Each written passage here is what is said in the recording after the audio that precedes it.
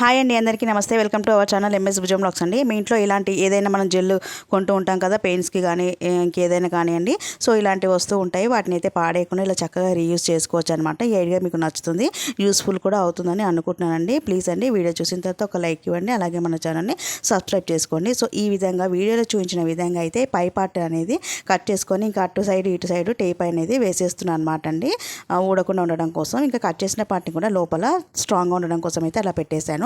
ఇంకా అదేవిధంగా ఇది కూడా కట్ చేసుకోవాలన్నమాట అండి. కట్ చేసుకున్న తర్వాత దీనికి ఈ పై భాగంలో ఓపెన్ చేసేయాలన్నమాట. సో ఓపెన్ చేసిన తర్వాత ఇంకో వైపుకి అయితే ఇలా టేప్ అనేది పెట్టి అతికి చేసేయాలన్నమాట. ఇంకా అలాగే కట్ చేసిన పార్ట్ అనేది లోపల కూడా స్ట్రాంగ్నెస్ కోసం, థిక్నెస్ కోసం పెట్టేశాను. ఇంకా అలాగే దీనికి కొంచెం అనేది కలర్ఫుల్గా ఉండడం కోసం అయితే గమ్ అనేది పెట్టేసి ఈ లేస్ అనేది ఇలా పెట్టేస్తున్నాను అనమాట. ఇది ఆరిపోయిన తర్వాత ఇంకా డబల్ టేప్ అనేది పెట్టేసి బ్యాక్ సైడ్ సో ఇది ఎలా రీయూజ్ చేసుకోవాలో మనం చూద్దాము. సో ఫస్ట్ చేసిన బాక్స్ అయితే ఈ విధంగా అయితే నెయిల్ పాలిషెస్ మనము మ్యాచింగ్ వేసుకోవడానికి ఎక్కడికైనా ఫంక్షన్స్కి వెళ్ళేటప్పుడు తీసుకోవాలంటే అదొకటి ఇదొకటి తీసుకోకుండా అన్ని ఒక దగ్గర అనేది పెట్టుకొని సెట్ అయ్యేటట్టు పెట్టుకోవచ్చు మ్యాచింగ్. ఇంకా అలాగే ఫ్రిడ్జ్లో కంటేలాగా పెట్టుకోవచ్చు. ఇంకా అలాగే గ్యాస్ హోల్డర్ అనమాట అండి, కిచెన్లో పెట్టుకోవచ్చు. ఈ వీడియో నచ్చితే లైక్ చేయండి, సబ్స్క్రైబ్ చేసుకోండి.